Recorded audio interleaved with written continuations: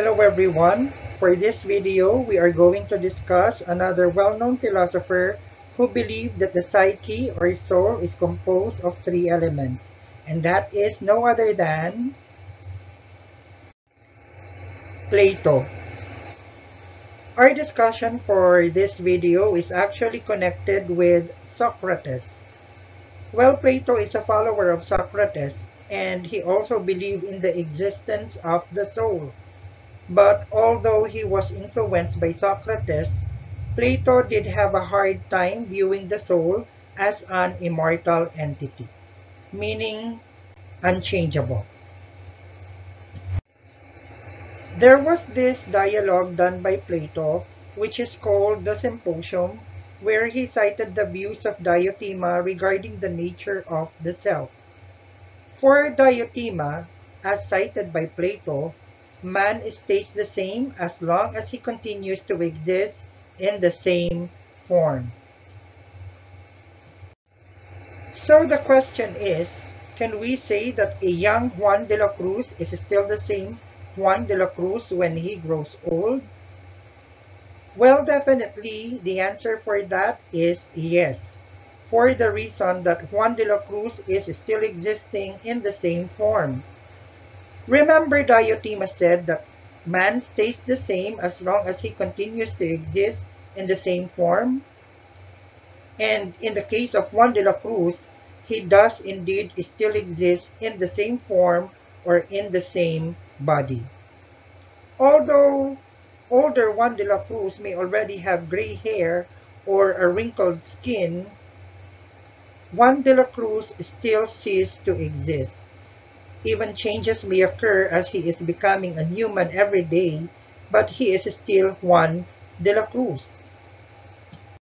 And talking about changes, Diotima also believes that the same thing also happens to the soul. That if the body encounters changes, then the same happens to our soul. Well, our soul may pertain to our manners, dispositions in life, thoughts, desires, pleasure, sufferings, and fears. When we were a child, we are already satisfied with simple sandwiches, but as we grow older, we already prefer more to eat a clubhouse sandwich or a pizza instead of the sandwich that we used to eat when we were a young individual. In this sense, our soul or our desire and pleasure has eventually changed. Also, we can say that unlike the gods, mortal cannot remain the same all throughout eternity. The only thing that a man can do is to fill in the space that he will be living once he is already gone. And that is through having his own children.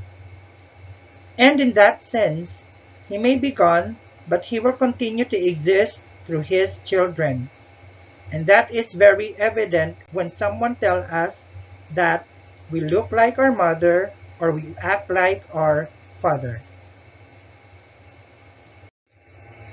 Because of the contrasting view of Plato and Diotima regarding the soul, Plato then pointed out the problem of personal identity.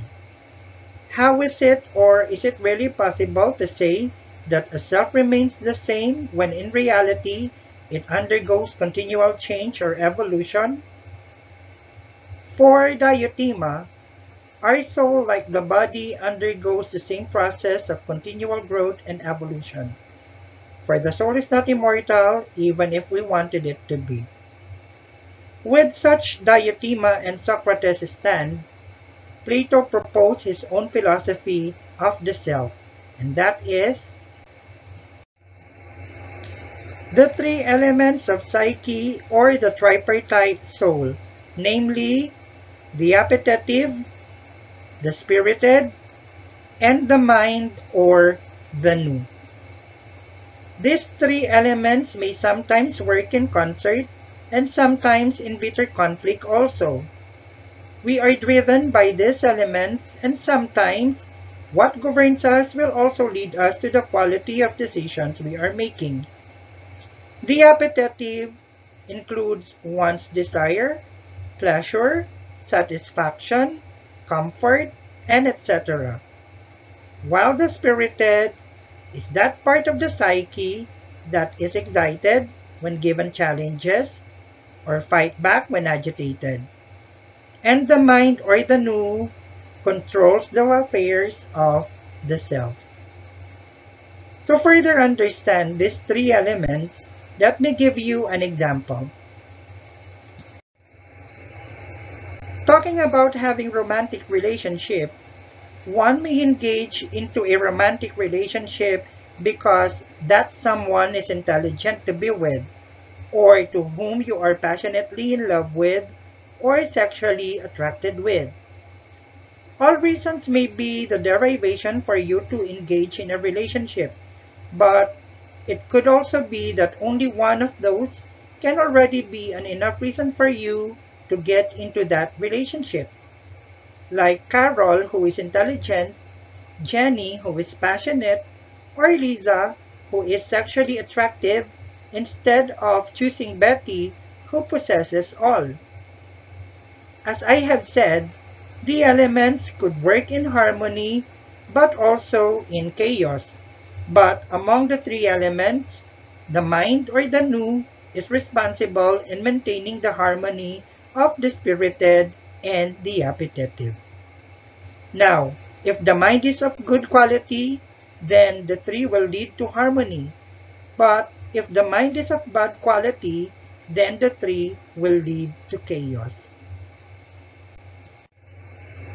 For Plato, genuine happiness can only be achieved by people who consistently make sure that their reason or the nous is in control of their spirit and appetite. So better always use your mind above your spirit and appetite.